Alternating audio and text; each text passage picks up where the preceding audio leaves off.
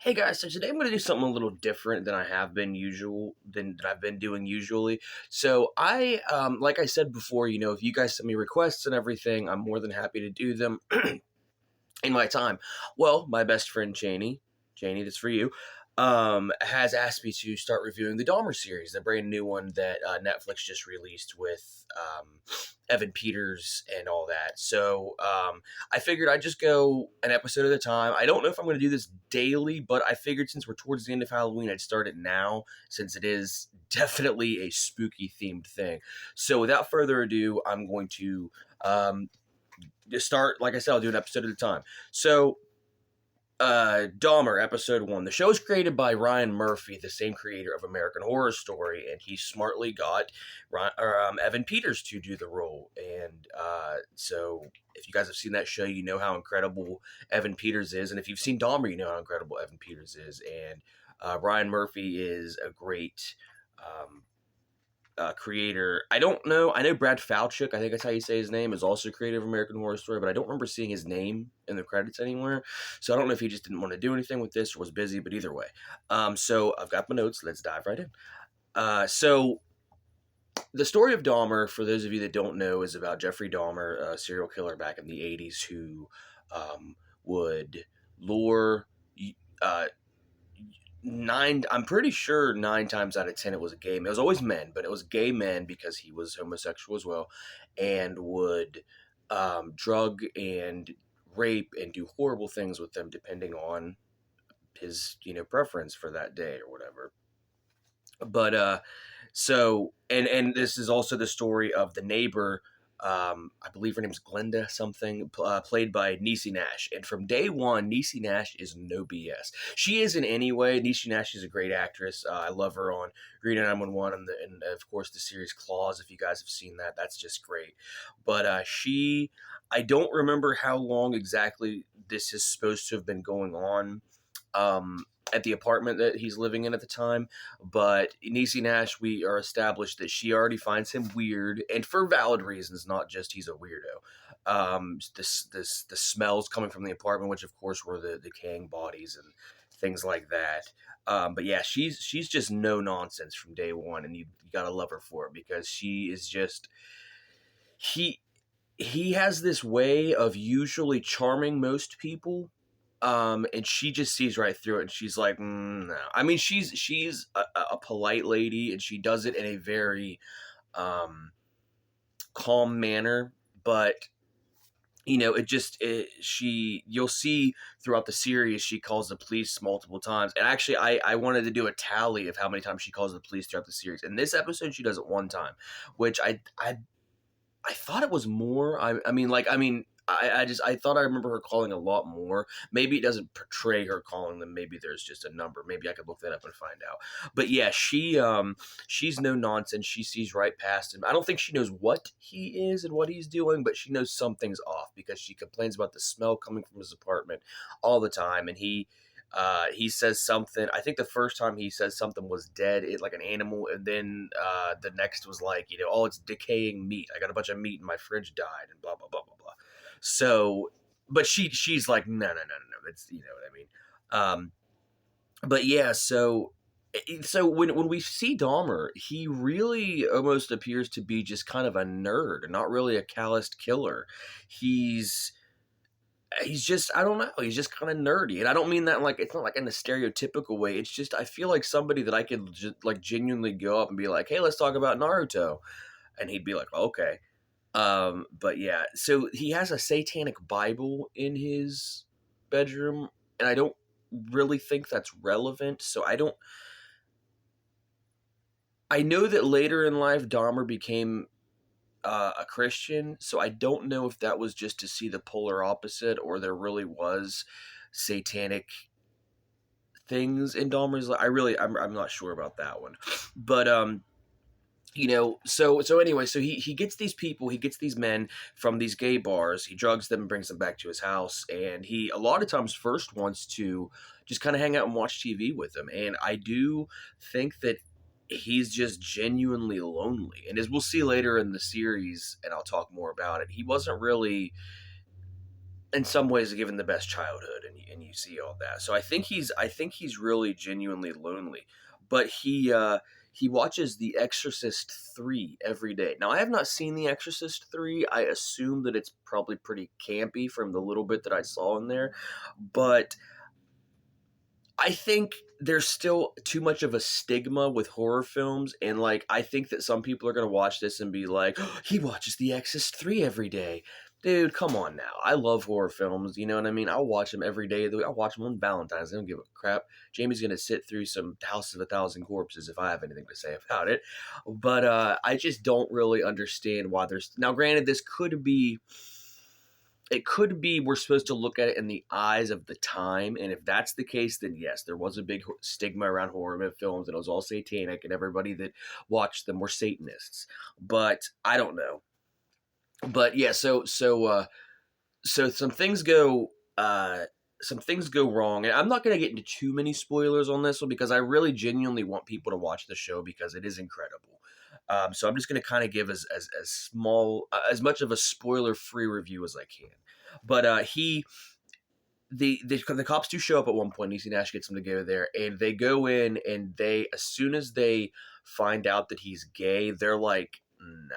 I mean, they go in and they kind of look around, but they don't go too invested because they don't want to get they don't want to get the gay. And I was just kind of like, that's and I think that was legit. I don't know how much you know creative liberties they took in this show, but I genuinely believe that. Like I said, especially with the time period, being gay was not socially acceptable really at all, except for the gay community and people that were a lot more just well anyway. Um, so especially cops going in there are going to be like, ugh, like what's in there? Because he says something about that's my boyfriend, and it's like what are we gonna find in there? Like a gay stuff. And even at one point, he's like, he's like, oh, we're just kind of horsing around. Dahmer's like, we're just horsing around. You know how it is. And the cop's like, no, no, no. I don't know anything about that. No, no, no.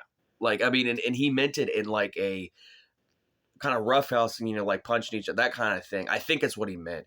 And the guy was so not wanting to be, you know, getting the big gay. He's just like, no, no, no, no, no. I don't know anything about that. But, yeah, they go it's weird though because the one thing that they do we do see him get arrested in this, and so we start at the end of his um killing spree.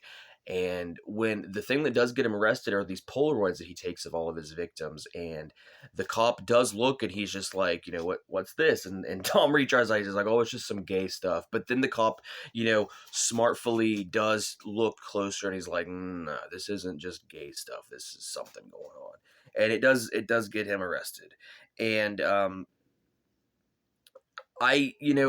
then we get introduced to uh Richard Jenkins, because T.O. from Sons of Anarchy, the leader of the Grim Bastards guys, um, he he's brought in, and of course him and the other cop are telling him, what they found in his son's apartment and different things like that. And they just really just blah, blah, blah, blah, blah, blah, the whole big thing, and they're like, okay, we're going to give you some seconds to to process this. And then they leave, and he takes a drink of his coffee and then just breaks down. It is so heartbreaking because, as you'll see later in the series, how good of a dad he really tried to be. And it's just so sad, to see that he failed his son, or that he thinks he failed his son. Because honestly, I don't know if anyone could have done anything for Jeffrey Dahmer. I really don't know. But he and it's funny because the first time I think I saw Richard Jenkins, I don't even really remember liking him, and now I'm like, I was an idiot because he's an incredible actor. I don't remember what it was, but I just and then you see things like this, and he's just so good. But yeah, it's he's talking to them. He's talking to the cops later on when after he collects himself and everything, and he says something about he thinks that a hernia surgery from when he was 4 contributing to maybe what he became. And actually, I've heard that before. I'd heard that before I'd seen this, and I think it was his dad that said that as well. So I don't know. I don't know about, and I do know that surgeries can get botched and they can mess you up and things like that. But we're also really in a, are you, with serial killers, are you born this? Are they born this way, or does the outside influences, the society, what is it about serial killers that makes them do what they do? And especially in Jeffrey Dahmer's case, because he didn't just kill these men, he killed, um, uh, ate them. I mean, and gutted them, did all kinds of horrible things. It wasn't just a typical, okay, killed and done. Not that that's good, but it's just definitely a lot more of a. Um, it's just a lot worse when you think of the things that he did. And so, one of the big controversies with the show, at least in the beginning, was that Jeffrey Dahmer was too. He's too understanding. Like, we can understand him too much, and it was they a lot of people were saying that we sympathize with him and all that. And this is my second time watching this. The first time I watched it all the way through, I can absolutely see that. I really, really do. The sympathizing and almost glorifying of him and his crimes to an extent up until a certain episode. The second time watching it, as I'm dissecting it, I don't see it as much, but I can still see it. And it's a valid complaint. Because for some reason we do put pedestals on serial killers. We put serial killers on pedestals, and we don't think about, in all reality, like, how terrible this is. It's not really anything good at all. But but yeah, I'm gonna, like I said, I'm gonna do a tally of this. I think I mentioned this already, but how many times the neighbor calls? In this episode, she calls once. But anyway, that's pretty much a good, I think, first episode of non-spoiler free Dahmer, because I didn't want to spoil it, because, like I said, I really do think that you guys should watch this on yourself, as you're on your own. It is on Netflix. It's available on Netflix. Just type in Dahmer and you'll find it's a picture of uh, Evan Peters looking as Dahmer. And actually, I wrote down Dahmer episode 1, but the series is called something else. It's called, like, something something Dahmer. That's my bad. I'm sorry, guys. But anyway, yeah, like I said, I recommend it. I'm gonna give my overall review at the end when I'm done with it. But I will say I thoroughly enjoyed this. So, Janie, happy birthday, and I love you, and I hope that you enjoyed this as well. And we're gonna keep going. Like I said, I don't think I'm gonna upload them all together, but I am going to do them in chronological order, of course. So, like and subscribe. Tell me what you think, and we'll be back with some more reviews and definitely some more Dahmers. So take it easy.